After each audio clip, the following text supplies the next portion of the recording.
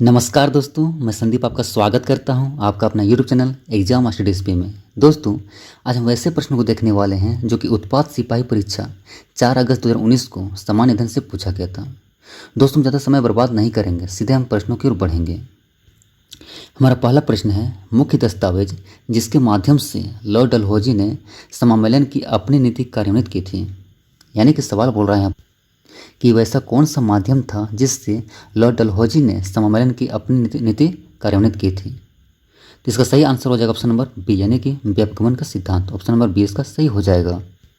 यानी कि व्यापगमन का सिद्धांत जो है भारत के गवर्नर जनरल लॉर्ड डलहौजी द्वारा 1848 में लाया गया था, है ना। ऑप्शन नंबर बी इसका सही हो जाएगा। अगला प्रश्न है, ओजापली कौन से राज्य का एक विख्यात नृत्य रूप है। दोस्तों, ओजापली जो है असम राज्य का एक विख्यात नृत्य रूप है। ऑप्शन नंबर डी इसका सही हो जाएगा। अगला प्रश्न है,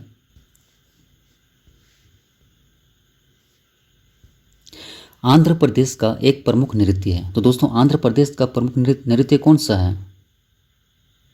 ऑप्शन नंबर ए इसका सही हो जाएगा, यानी कि कुचिपुड़ी, है ना। कुचिपुड़ी इसका सही आंसर हो जाएगा। और दोस्तों, भरतनाट्यम जो है ये तमिलनाडु का है, रासलीला जो है यह उत्तर प्रदेश का है, और बिहू किसका है। बिहू जो है असम का है। अगला प्रश्न है,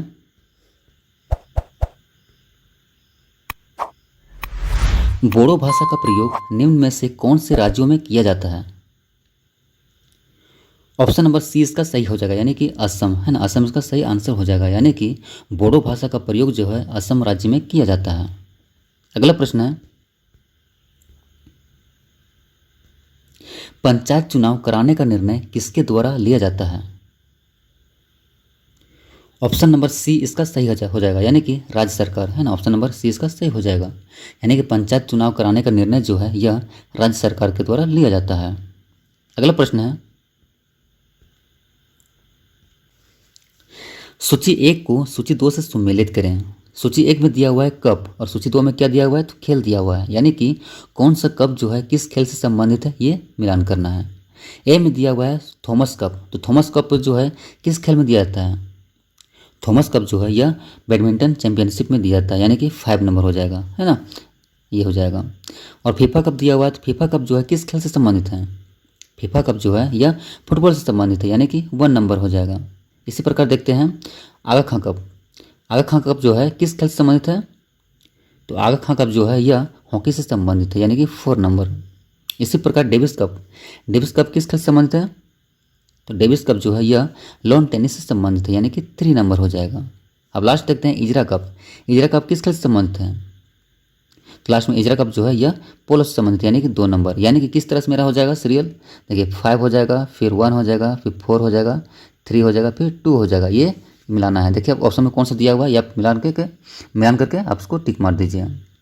देख लीजिएगा, देखिए ऑप्शन नंबर दिया हुआ है यहाँ पर, तो ऑप्शन इसका डी सही हो जाएगा, है ना। 5 1 4 3 2। अगला प्रश्न है, भारत सरकार द्वारा प्रदत्त सर्वोच्च वीरता पुरस्कार कौन सा है। ऑप्शन नंबर बी इसका सही हो जाएगा, यानी कि परमवीर चक्र, है ना। परमवीर चक्र इसका सही आंसर हो जाएगा, यानी कि भारत सरकार द्वारा प्रदत्त सर्वोच्च वीरता पुरस्कार जो है परमवीर चक्र है। और दोस्तों, इस पुरस्कार की स्थापना कब हुई है, तो 26 जनवरी 1950 को हुई है। इसको याद रखिएगा, है ना। 26 जनवरी 1950। अगला प्रश्न है, निम्न में से कौन से यात्री गुप्त काल के दौरान भारत का दौरा किया था। ऑप्शन नंबर बी इसका सही हो जाएगा, यानी कि फायन। फायन इसका सही आंसर हो जाएगा, यानी कि फायन जो है चीनी यात्री, उन्होंने गुप्त काल के दौरान भारत का दौरा किया था। अगला प्रश्न है, भारतीय संविधान के अनुच्छेद 370 से संबंधित निम्न से कौन सी कथन सही है। क्या बोल रहा है क्वेश्चन, कि भारतीय संविधान के अनुच्छेद 370 से संबंधित निम्न में से कौन सी कथन सही है, ये बताना है। ऑप्शन नंबर सी इसका सही हो जाएगा, यानी कि जम्मू एवं कश्मीर राज्य को विशेष दर्जा प्रदान करता है। ऑप्शन नंबर सी इसका सही हो जाएगा। अगला प्रश्न है, ग्राम पंचायत का सदस्य बनने के लिए न्यूनतम आयु क्या है। ऑप्शन नंबर बी इसका सही हो जाएगा, यानी कि 21 वर्ष, है ना। ऑप्शन नंबर 20 का सही हो जाएगा। अगला प्रश्न है, ओजोन परत निम्न को प्रतिबंधित करती है। इसका सही आंसर हो जाएगा ऑप्शन नंबर ए, यानी कि पराबैंगनी विकिरण, है ना। ऑप्शन नंबर इसका से ए सही हो जाएगा, यानी कि ओजोन परत जो है पराबैंगनी विकिरण को प्रतिबंधित करती है। अगला प्रश्न है, सरदार सरोवर बांध किस नदी पर बना है? ऑप्शन नंबर डी इसका सही हो जाएगा, यानी कि नर्मदा नदी, है ना। सरदार सरोवर बांध जो है यह नर्मदा नदी पर बना है। और दोस्तों यह दुनिया का दूसरा सबसे बड़ा बांध है, इसे भी याद रखिएगा, जो कि इसकी ऊंचाई कितना है तो 138 मीटर है। कितना है? 138 मीटर है। अगला प्रश्न है, निम्नलिखित में से कौन सा एक क्षेत्र के जलवायु का एक महत्वपूर्ण कारक नहीं है? क्या बोल रहा है क्वेश्चन कि निम्नलिखित में से वैसे कौन सा क्षेत्र है जो कि जलवायु का एक महत्वपूर्ण कारक नहीं है? ऑप्शन नंबर बी इसका सही हो जाएगा, यानी कि देशांतर, है ना। देशांतर इसका सही आंसर हो जाएगा। अगला प्रश्न है, चंद्रमा की अवस्थाएं निम्न द्वारा उत्पन्न होती है।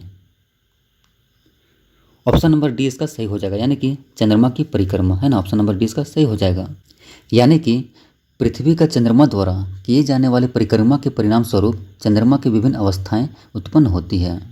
अगला प्रश्न है,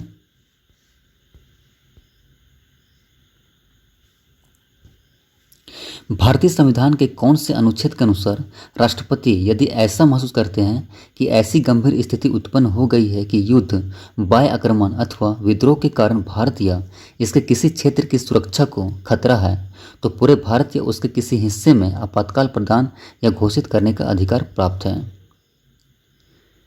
इसका सही आंसर होगा ऑप्शन नंबर ए, यानी कि अनुच्छेद 352, है ना। अनुच्छेद 352 में यह कथन है। अगला प्रश्न है, भारत में कोयले के भंडार अधिकांशतः कहाँ स्थित हैं? ऑप्शन नंबर सी इसका सही हो जाएगा, यानी कि दामोदर घाटी, है ना। यानी कि भारत में कोयला के अधिकांश भंडार जो हैं छोटा नागपुर पठार के दामोदर घाटी में स्थित हैं, इसलिए ऑप्शन नंबर सी इसका सही हो जाएगा, दामोदर घाटी। अगला प्रश्न है,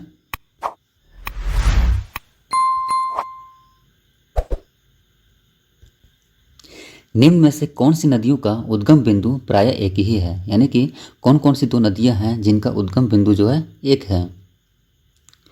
ऑप्शन नंबर डी इसका सही हो जाएगा, यानी कि ब्रह्मपुत्र एवं हिंद नदी, है ना। हिंद का दूसरा नाम क्या है तो सिंधु नदी है, यह याद रखिएगा। अगला प्रश्न है, समान मात्रा में वर्षा प्राप्त करने वाले स्थानों को जोड़ने वाली रेखा क्या कहलाती है? ऑप्शन नंबर डी इसका सही हो जाएगा, यानी कि आइसोहाइट, है ना। और आइसोहाइट इसका सही आंसर हो जाएगा। अगला प्रश्न है,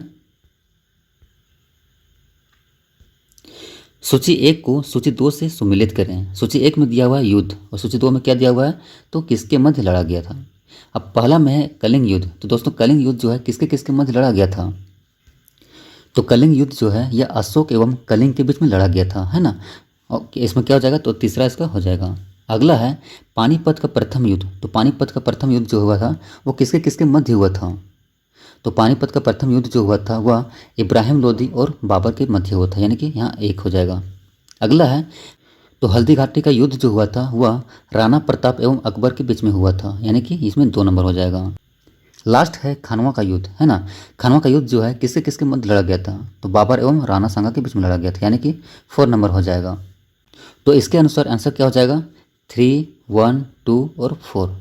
देखते हैं ऑप्शन में क्या दिया हुआ है, कौन सा दिया हुआ है, उसके अनुसार आंसर क्या होगा ये देखना है।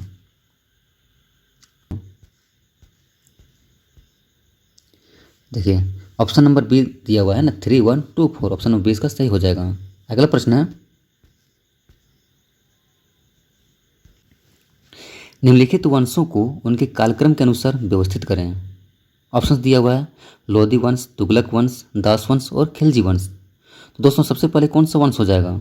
सबसे पहले हो जाएगा दास वंश यानी कि 3 नंबर, फिर हो जाएगा खिलजी वंश यानी कि 4 नंबर, फिर हो जाएगा तुगलक वंश यानी कि 2 नंबर और लास्ट बचता है लोधी वंश, है ना। यानी कि 3, 4, 2, 1। तो ऑप्शन किस नंबर में है? ऑप्शन नंबर सी में दिया हुआ है, यानी कि सी नंबर सही हो जाएगा, यानी कि ऑप्शन इसका क्या हो जाएगा सी नंबर सही आंसर हो जाएगा। अगला प्रश्न है, हमारे देश के कुल भूमि क्षेत्रफल का वन क्षेत्र कितना है लगभग में? इसका सही आंसर हो जाएगा ऑप्शन नंबर बी यानी कि 22%, है ना। ऑप्शन नंबर 20 का सही हो जाएगा। अगला प्रश्न है, बांग्लादेश की मौद्रिक इकाई क्या है? इसका सही आंसर हो जाएगा ऑप्शन नंबर बी यानी कि टका, है ना। टका जो है बांग्लादेश की मौद्रिक इकाई है। अगला प्रश्न है, सूर्य ग्रहण कब होता है? इसका सही आंसर हो जाएगा ऑप्शन नंबर ए यानी कि जब चंद्रमा पृथ्वी एवं सूर्य के मध्य आ जाता है ना, तब सूर्य ग्रहण लगता है। अगला प्रश्न है, भारत में पंचायती राज प्रणाली को प्रस्तावित करने वाली सबसे पहली कमेटी कौन सी थी? ऑप्शन नंबर 20 का सही हो जाएगा यानी कि बलवंत राय मेहता कमेटी, है ना। ऑप्शन नंबर 20 का सही हो जाएगा। अगला प्रश्न है, हॉलैंड की मुद्रा का नाम क्या है? इसका सही आंसर हो जाएगा ऑप्शन नंबर सी यानी कि यूरो, है ना। यूरो इसका सही आंसर हो जाएगा यानी कि हॉलैंड की जो मुद्रा है वह यूरो है। अगला प्रश्न है, किस वर्ष गांधी जी द्वारा भारत छोड़ो का नारा दिया गया था? ऑप्शन नंबर 20 का सही हो जाएगा यानी कि 1942, है ना। 1942 में गांधी जी द्वारा भारत छोड़ो का नारा दिया गया था। और दोस्तों, इसके अलावा इन्होंने करो या मरो का भी नारा दिया था। अगला प्रश्न है, लोकसभा के सभापति को किसके द्वारा हटाया जा सकता है? ऑप्शन नंबर 20 का सही हो जाएगा यानी कि लोकसभा के बहुसंख्यक सदस्यों द्वारा, है ना। ऑप्शन नंबर 20 का सही हो जाएगा। अगला प्रश्न है, कादम्बरी किसके द्वारा रचित है? ऑप्शन नंबर सी इसका सही हो जाएगा यानी कि बाणभट्ट, है ना। बाणभट्ट इसका सही आंसर हो जाएगा यानी कि कादम्बरी जो है संस्कृत साहित्य का महान उपन्यास है जिसका रचनाकार कौन है, तो बाणभट्ट है। अगला प्रश्न है, यदि कोई राज्य मंत्री त्यागपत्र देना चाहता है तो उसे त्यागपत्र किसे संबोधित करना चाहिए? ऑप्शन नंबर ए इसका सही हो जाएगा यानी कि राज्य के मुख्यमंत्री को, है ना। राज्य के मुख्यमंत्री को संबोधित करना चाहिए। अगला प्रश्न है, भारत में अर्जुन पुरस्कार निम्न के लिए दिया जाता है। तो दोस्तों, भारत में अर्जुन पुरस्कार जो दिया जाता है वह खेलों में उत्कृष्ट प्रदर्शन के लिए दिया जाता है। ऑप्शन नंबर 20 का सही हो जाएगा। अगला प्रश्न है, बिहू निम्न का एक लोक पर्व है। तो बिहू जो है वह कौन सा राज्य का एक लोक पर्व है? तो बिहू जो है वह असम राज्य का लोक पर्व है। ऑप्शन नंबर ए इसका सही हो जाएगा। अगला प्रश्न है, कथकली नृत्य कौन से राज्य में विद्यमान है? तो कथकली नृत्य जो है यह केरल राज्य में विद्यमान है। ऑप्शन नंबर ए इसका सही हो जाएगा। अगला प्रश्न है, सूची 1 को सूची 2 से सुमेलित करें। सूची 1 में दिया हुआ है राज्य और सूची 2 में दिया हुआ है राजधानी, है ना। अब देखते हैं छत्तीसगढ़। छत्तीसगढ़ का राजधानी क्या होगा? तो छत्तीसगढ़ का क्या हो जाएगा, तो रायपुर हो जाएगा। तेलंगाना क्या होगा? तो तेलंगाना का हो जाएगा हैदराबाद, और पाँच नंबर हो जाएगा। नेक्स्ट है त्रिपुरा। त्रिपुरा का राजधानी क्या हो जाएगा? तो त्रिपुरा का हो जाएगा अगरतला, 2 नंबर में हो जाएगा। नागालैंड क्या होगा? नागालैंड का हो जाएगा कोहिमा, है ना। कोहिमा किस में है? देखिए कोहिमा जो है 1 नंबर में है। नेक्स्ट है सिक्किम। सिक्किम का क्या हो जाएगा? तो गैंगटॉक हो जाएगा यानी कि 3 नंबर हो जाएगा यानी कि 4 5 2 1 3। अब 4 5 2 1 3 देखिए किस ऑप्शन में दिया हुआ है वो आंसर हो जाएगा। 4 5 2 1 3, है ना। 4 5 2 1 3 देखिए 4 5 2 1 3 देखिए ऑप्शन नंबर किस में दिया हुआ है? तो ऑप्शन नंबर डी में दिया हुआ है। ऑप्शन नंबर डी इसका सही हो जाएगा। अगला प्रश्न है,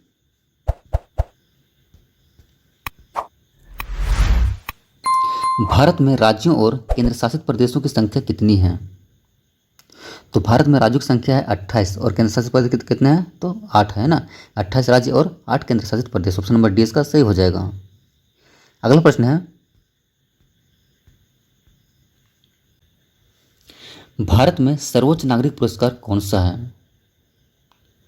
तो ऑप्शन नंबर 20 का सही हो जाएगा यानी कि भारत रत्न, है ना। भारत रत्न जो है यह भारत में सर्वोच्च नागरिक पुरस्कार है। अगला प्रश्न है, समाचार पत्रों के रिपोर्टों के अनुसार भारत सरकार अंततः अपने समुद्री सेनाओं के लिए उन्नत एक MRMRS खरीदने को सहमत की गई है। ये एक MRMRS क्या है? ऑप्शन नंबर सी इसका सही हो जाएगा, यानी कि युद्धपोत है। MRMRS जो है यह क्या है? तो युद्धपोत है। अगला प्रश्न है, मुगल साम्राज्य की राजधानी खालिस्तान द्वारा आगरा से दिल्ली स्थानांतरित की गई थी, यानी कि किनके द्वारा आगरा से दिल्ली स्थानांतरित की गई थी? ऑप्शन नंबर डी इसका सही हो जाएगा, यानी कि शाहजहां, है ना। शाहजहां इसका सही आंसर हो जाएगा, यानी कि मुगल साम्राज्य की राजधानी जो है शाहजहां द्वारा आगरा से दिल्ली स्थानांतरित की गई थी। अगला प्रश्न है